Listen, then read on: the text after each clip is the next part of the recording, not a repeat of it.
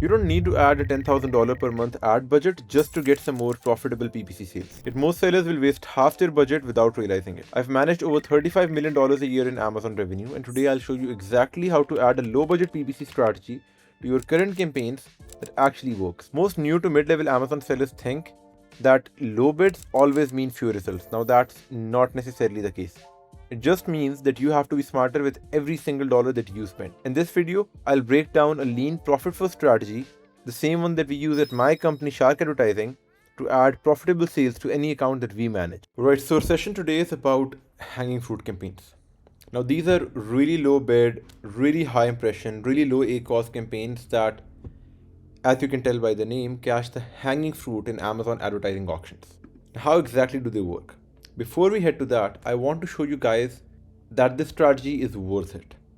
So I've attached an example over here from one of the accounts that we manage, where we have hanging fruit campaigns running that over a lifetime have generated about 92 million impressions since 2022 and an extra 18,000 orders, which is an extra 6,000 orders every single year since 2022 at an ACOS of 20%. At a CPC of 27 cents only. So if you just look at these numbers, apart from the fact that these campaigns have generated about 18,000 orders at 20% ACOS, a very key thing to notice over here is that they have also generated, while achieving these amazing numbers, 92 million impressions. Now just apart from the fact that we have all these orders at an amazing ACOS, just think of the benefits of having an extra 92 million impressions in terms of the brand awareness, or just the retargeting potential later, or just in general about the number of people who've become exposed to that brand. So they work and they're amazing. But one thing that you will notice over here, which I will come back to later in this video, is look at the fact that there are a lot of campaigns running. There's multiple hanging fruit campaigns that have contributed to this performance. Now, how and why do they work? Let's just try to understand the science behind them. So number one, you set really dirt cheap bids. As you can notice from the previous results, that the CPCs for all these campaigns are really dirt cheap. What they basically do is they catch the hanging fruit in bid auctions and across the niche, sometimes even across slightly broadly relevant keywords and from broadly relevant traffic. What they do is that during the slow parts of the day, or when the competition is quieter, let's say some competitors have run out of budget, or there's slow hours going on and competitors are not running campaigns, or their bids are lowered, what they do is that they'll go out there while running a dirt cheap bids, get some visibility and bring you some hanging fruit sales. Now, one thing to understand here is just simply because the bids are so low, these campaigns are really that high volume in isolation. So if you run a hanging fruit campaign and it works, it's really going to generate you enough traffic, more than perhaps 1 to 3 orders a day. So you will have to run multiple hanging fruit campaigns that are working for you to be able to actually get a benefit out of them. One hanging fruit campaign or two hanging fruit campaigns by themselves will not do much.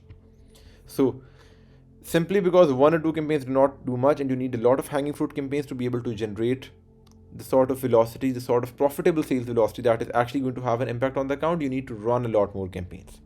So it's a lot of hit and trial. And I'll get to that, why you have to do a lot of hit and trial. But the good thing about this hit and trial is that it's not expensive hit and trial. The thing about hanging fruit campaigns is they either work or they do not work. So they'll either go in and they'll bring you orders at a really low ACOS, or they will not get any impressions at all, or they would get very few impressions or very few clicks.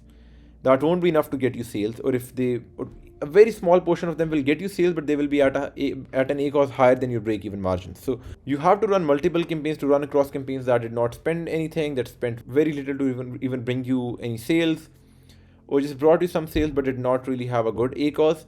And among all those experiments, you will come across hanging fruit campaigns that are actually working. So since a big majority of them do not start to work at all, they do not cost you much either. So if you want 2 or 3 good hanging fruit campaigns, you would need to try out at least 10 hanging fruit campaigns to get those 2-3 campaigns. The rest you turn them off. Now how they work is, so you have really dirt cheap bids, so they'll cast a very wide net, and due to that you get tons of impressions. The sort of impressions you see from hanging fruit campaigns are unlike anything you'll see from any campaign.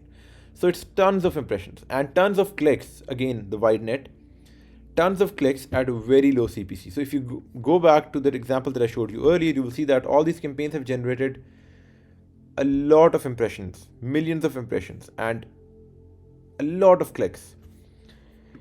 Now, simply because these campaigns do cast a wide net, while they do bring tons of impressions and tons of clicks at very low CPCs, the conversion rates are also lower than normal. Simply because of that really wide net that they're casting, the conversion rates are lower than normal campaigns. But because the CPCs are so dirt cheap, they end up offsetting the low conversion rates and you still end up getting a great ACOS. So this is just the basic science of how they work. They catch the hanging fruit from ad auctions during slow parts of the day or when the competition is quieter. Because their bids are so low, a single campaign by itself will not really pull much weight, and you need to stack multiple hanging fruit campaigns together that are working for you to really make some money. And because a campaign by itself doesn't do much, you don't just run any hanging fruit campaign and it works. You have to run a structure for you to be able to find good campaigns. So about 10 hanging fruit campaigns created, for a few of them to not even spend at all, a few of them to spend very little, a couple of them to not work, for you to actually find 2 good campaigns out of 10. A question that you might have is, right, we understand that hanging fruit campaigns are important, and you're saying that we need to create multiple hanging fruit campaigns to find 2 or 3 that are working. We are lost on ideas on what sort of hanging fruit campaigns we can run. So I've put down about 50 examples for you to take a look at, 36 on this slide and 14 on the next slide, that you can try out to get those really good hanging fruit sales and be able to run into good hanging fruit campaigns. Now, generally, if you just run the campaigns that I've listed on this page, you should be able to find 5, 6, 7 good hanging fruit campaigns. If you don't, you always have 14 more campaigns that you can try out. So I'll run you through each one of these campaigns one by one. Number 1, you want to run a sponsored products manual targeting on keywords, and you're going to do that across 3 match types, each with their own bid setting. So you're going to run a 33-cent exact match on all the suggested keywords that you see when you're trying to create a campaign in Ad Console. So if I have to give you an example, I go to Ad Console and I'm trying to create a campaign over here.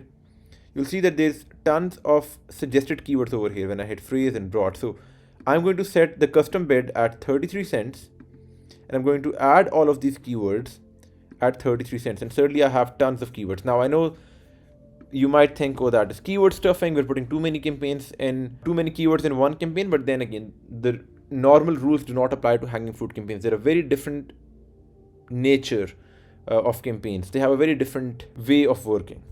So you go out there, you run a 33-cent exact match on all the suggested keywords that you see in the Ad Console when you try to create a campaign. You run another 33-cent exact match on either the main keyword, if it's really big, or the top 3 biggest keywords relevant to your product or your category. And then you run a third exact match 33-cent campaign on the top routes. Now these are single words that are very frequently present in a niche. You can find them in Data Dive or you can find them in Helium 10. The simple way to go about that is open a listing, run a Cerebro on that, hit keywords, it's going to open this page, and over here you'll see the most frequent words. So I'm going to pick the top 10 most frequent words over here and I'll run them in a campaign in a 33-cent exact match. So that's my third campaign with a 33-cent exact match setting. Number 4, I'm going to pick my competitor branded keywords and I'm going to run a campaign which is brand 1 plus the product name. Let's say it's cable management box. So let's say Leasy cable management box, and then the second best-selling brand in that niche, brand plus product name, brand 3 product name, brand 4 and product name. So you kind of pay the brand name plus the name of that product, and you want to run these in a 33-cent exact match. So that's 4 campaigns. And then you're going to repeat that with a 22-cent phrase match, each one of these 4 campaigns. And then you're going to repeat that, each one of them, with an 11-cent broad match. So that's going to give you 12 campaigns. Now, if this structure doesn't work out, a backup structure that I use is that I'll shut off these campaigns if they're not working, or they're not getting clicks, or they're not spending much, or they're spending very little, or they're spending a bit, but they're not bringing me orders. If that doesn't work out, I'm going to go out there, create the same campaigns, but I'm going to switch up my bid setting. So I'm going to run a 10-cent exact match, and I'm going to bid 5 cents on my broad match and phrase match at a 600 to 900% top of search and rest of search placement modifier. So generally when you go on Amazon and you kind of open an Amazon search results page, let's say I go and type dishwasher magnet, you see top of search over here, this is your top of search, and then all these placements that you see over here are rest of search. So I'm going to go in there and set a modifier for 600 900% top of search and rest of search. And I'm going to set a dynamic bids up and down. So default structure does not have a dynamic bids up and down. It has fixed bidding. But in the backup, I'm going to run a dynamic bids up and down model. So that's going to make my bids for the exact match 60 cents to 90 cents.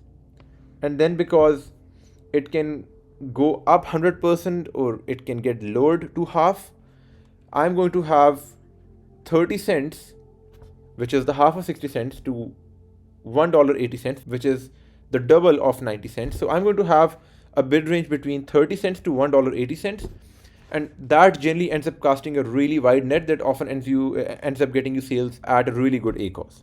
So that's my backup structure if these bid settings do not work out. So, but the default setting is you want to run a 33 cent exact match, a 22 cent phrase match, and an 11 cent broad match on each one of these. Then you want to replicate that for a sponsored brand's video campaign, right? The same 12 campaigns, and then you're going to replicate that for a sponsored brand's headline ad targeting, right? So you're going to run the same 12 campaigns through a headline ad. That's going to give you 36 campaigns, out of which probably 4, 5, 6 are going to end up working.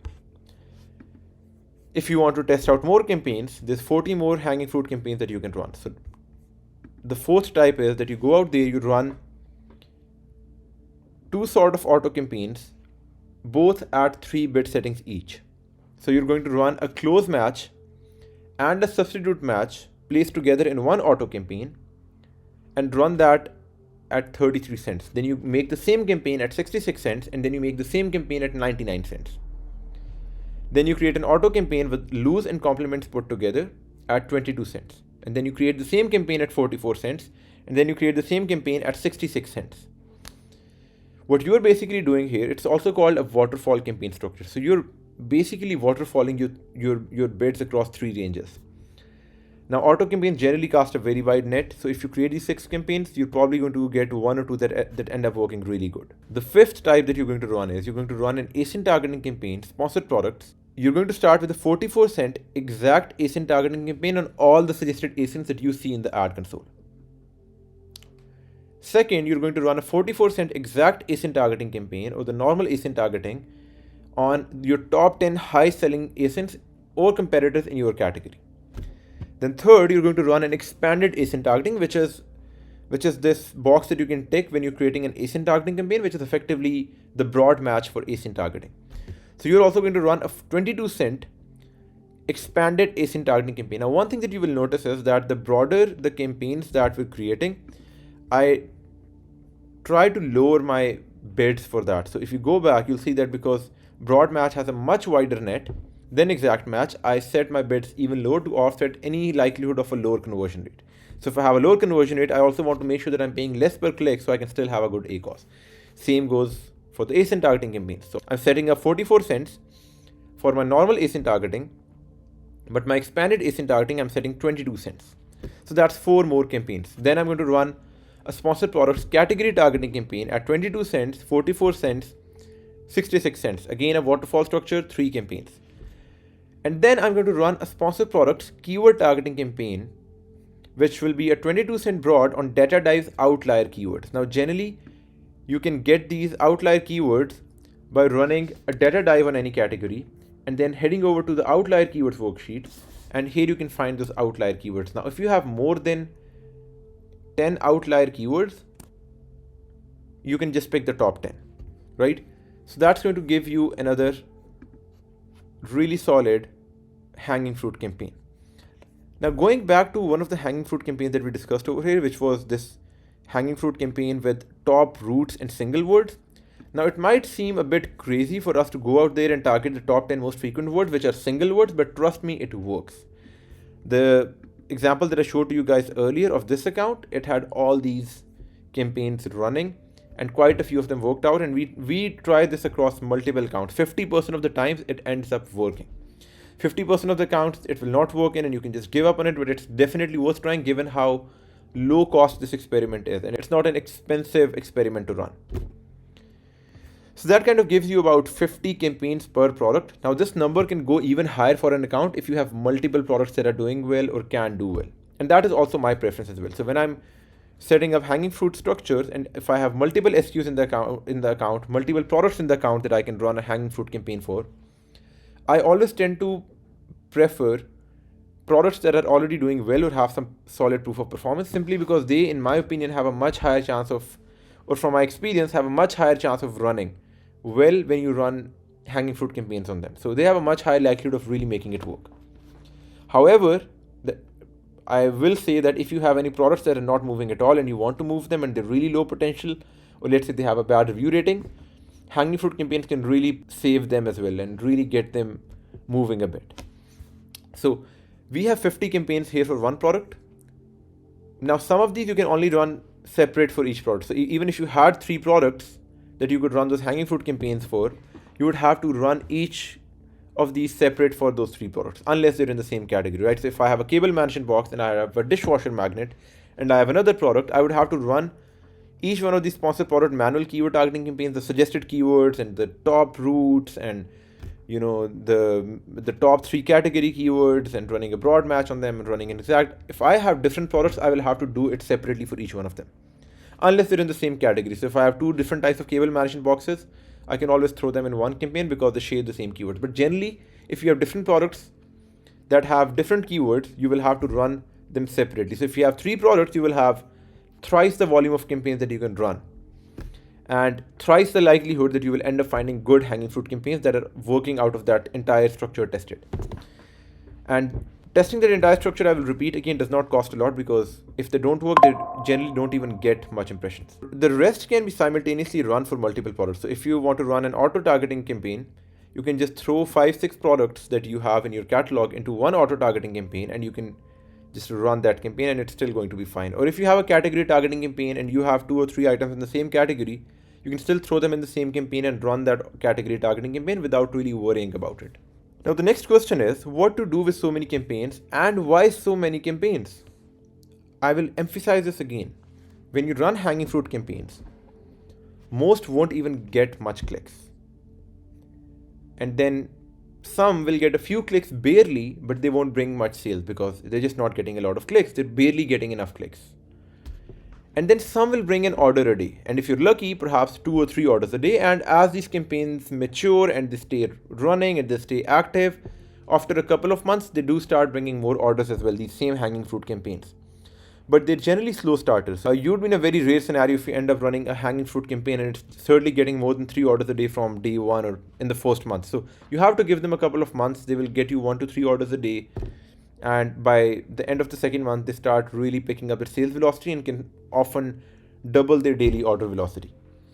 So simply because of this, you will have to run many campaigns, very few work out, and each one of these will be low volume in isolation. Like I said, any campaign by itself will only have at max 1 to 3 orders a day. So each one of these is low volume in isolation by itself, but they again bring you profitable sales velocity. So if you can really stack multiple of these campaigns together, find enough of these campaigns together, you can then have 7, 8, 9, 10 campaigns that are bringing you that sales velocity that is going to show some impact on the account as well in terms of the change in profits. So again, like I said, together a few of these can become a strong support to the account. So it's a lot of creating campaigns and then cutting campaigns and then then retaining the campaigns that are working. So if you want to, let's say, have 5 to 10 hanging fruit campaigns, you'd probably have to create about 25 campaigns. So let's do the maths here. You create 25 campaigns, about 15 of them won't even get any impressions. 10 to 15 of them won't even get enough clicks. They won't even start. About 3 to 5 of them will get a few clicks, but that won't be enough traffic to bring you an order or 2 to 3 orders a day. And then a couple of campaigns will work, but the ACOS won't be that good. They will be bringing orders 1 to 3 a day, but the ACOS is higher than your break even. And then you will have 2 or 3, 4, 5 campaigns that are actually bringing orders. So if you run 25 campaigns, that's when you end up with 4 to 5 hanging fruit campaigns that are actually doing their job. So volume is the game over here. Now, a few things to keep in mind, some that I've discussed earlier, some that I have not. These are some mistakes that a lot of people make with hanging fruit campaigns, even those who are aware of hanging fruit campaigns and the fact that they do work. They still mess it up sometimes. So number 1, No aggressive negative targeting at the start. Do not just load your campaign with a lot of negative targets the moment you create it. You already have a really dirt cheap bid as a restrictive factor. Do not add another restrictive factor because then you will end up suffocating that campaign. So no super aggressive negative targeting at the start. It might make sense to you on paper, but trust me, with hanging fruit campaigns, I've seen it so many times, it's not that they just cut out irrelevant clicks, they actually end up restricting that campaign from even getting any relevant velocity. So many times I've seen where you create hanging fruit campaigns and you run and you load them with aggressive negative targeting at the start, they really even get off. They really even start getting any clicks. So they often just end up becoming dead before they'd even started. So no aggressive negative targeting at the start. Once these campaigns start running, you can always go back and you can always look at the irrelevant search terms and run some negative targeting a couple of months down the road, but do not do that at the start. Number 2, don't judge their conversion rate by normal standards. These are very wide net campaigns, so they're naturally going to have a lower conversion rate than normal campaigns. You need to understand the fact that their conversion rate will be lower than normal campaigns, but that's really ever a problem if they work because the CPCs are also dirt cheap. So they will have 3 to 4 to 5 times lower CPCs than normal campaigns and perhaps half the conversion rates, which is still a really good deal. You end up getting a great ACOS. Number 3, you do not want to spend hours optimizing these campaigns. They either work or they don't work. They either bring you orders at a profitable ACOS or they don't. Now that could be because they were bringing a few orders but not at a profitable ACOS, or they did not even start, or they just went dead before they even started, or just that they did not get enough clicks, whatever the case. They either bring you orders at a profitable ACOS or they don't. That's about it. So if they don't, just cut them off and try them out at different settings, or try another hanging fruit campaign. There's tons of hanging fruit campaigns that you can try out. Do not spend too much time trying to optimize these campaigns. You might as well want to spend the time optimizing campaigns that are not hanging fruit but are more aggressive ranking campaigns or maintenance campaigns. With hanging fruit campaigns, just it's a lot of either you let them run or you turn them off. Number 4, don't retain them if their ACOS is higher than your break-even margins. These hanging fruit campaigns by nature are wide net campaigns. They are not ranking campaigns and they do not have a massive ranking impact as well.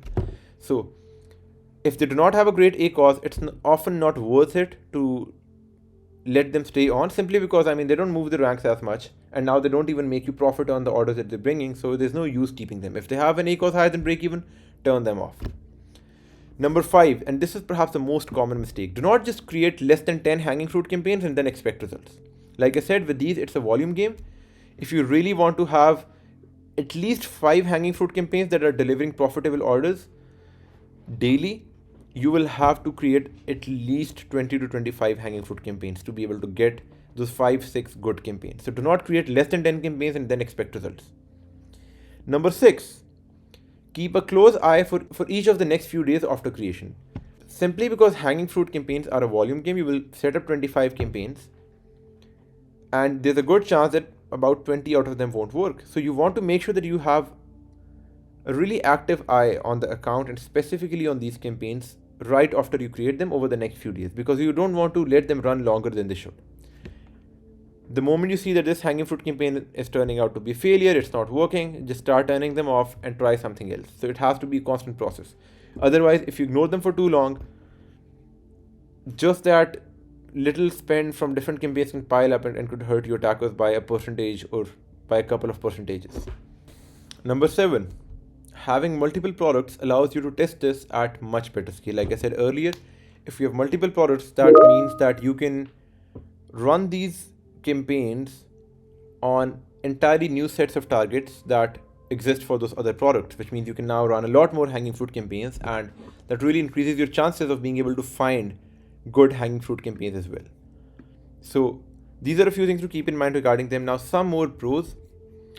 Because these campaigns generate such massive and impressive amounts of clicks and impressions, that can really help you when you try to run views remarketing campaigns later in that account. So an account that has never had any hanging fruit campaigns run will always have a lower likelihood of being able to make views remarketing campaigns work later compared to an account that has had hanging fruit campaigns run. Also, it's just that these campaigns have such a huge benefit in terms of the fact that they can generate so much top of the funnel traffic, which is often the least interested part of your funnel. These are customers who were not even aware of your brand, just those massive amount of impression and clicks. So top of the funnel traffic is almost always very, very low ROI or very low ROAS. Hanging fruit campaigns are perhaps the only hack that can really allow you to be able to go out there and get so much traffic on your listings at a profitable ROAS, at a profitable ACOS. And that's absolutely amazing because all that traffic can really be utilized later in views remarketing campaigns and just in general, the fact that so many more people know about your brand. And connecting the next point to this, they allow you to become a part of so many more Amazon homepages. So if anyone here who's watching the video has ever bought an item from Amazon, you would know that sometimes even if you just visit a listing and you don't even add it to cart or you didn't even purchase it, the likelihood of that listing or another listing from that brand showing on your Amazon.com homepage as a buyer or your Amazon apps homepage becomes so much higher. So these hanging fruit campaigns really allow you to show up on so many more Amazon homepages, Amazon.com homepages, Amazon apps main pages or homepages. It's just massive. It's just really increases the likelihood of those customers coming or more customers coming back to your listings and buying from your listings, or just increases the chances of more people recalling your brand. It just really helps brand recall. Now the third point, a lot of people sometimes go in and say, right, my hanging fruit campaigns, they have a lower conversion rate than my normal campaigns. Will that mean that because it's bringing down my ad console's overall CVR, will that hurt my ranking on keywords that I'm pushing ranks on? And that's perhaps one of the biggest myths. Your keywords that you're ranking on do not just derive CVR impact from any other campaigns like it's assumed by people. If I have a keyword, cable management box for example, that I'm running really aggressive or really focused ranking campaigns on, or I'm running a really good exact match or a really good ranking campaign on that, and I'm getting a great sales velocity there, I'm getting great conversion rates there, I'm ranking on that keyword, me running some hanging fruit campaigns on the side is not going to hurt my ranks on that keyword or my ranking potential on that keyword. If anything, it's just going to draw a lot more eyeballs to my listing on Amazon and more profitable sales and a better BSR, which will, if anything, actually increase my chances of being favored by Amazon simply because the listing is being noticed so much. So it's tried and tested. We've run hanging fruit campaigns across all sorts of accounts where we have ranking campaigns running at the same time on the side with better conversion rates. The hanging fruit campaigns come in, yes, they have a lower conversion rate, yes, they bring down the overall CVR, but they're so profitable and they have so many of their own benefits that I've never, ever experienced any of my ranking keywords face any negative impact from that. If anything, that has actually allowed me to be able to rank better in my categories. So that's that. The goal here is to make sure that you have at least 5 to 10 of such hanging fruit campaigns, generating these low ACOS profitable orders at a very respectable growing velocity with time. And if you can really accomplish this goal, then congratulations, you've added a profitable layer of really low ACOS, low CPC campaigns to your current ad structure. So that is that about hanging fruit campaigns, and I hope you found this session useful. If you're afraid to scale because your new campaigns don't work, it's not a budget issue, it's a strategy issue. Shark Advertising, which is my company, we specialize in building profitable PPC systems for Amazon sellers doing 50K to 500K a month in revenue. So if you want my team to audit your account, take a look at your account, and build a rock solid PPC strategy that can scale your business profitably, click the link in the description below. And if you want to take this even further, I have a video coming out next week on how to rank products profitably on Amazon in 2026. So stay tuned and I'll see you on the next video.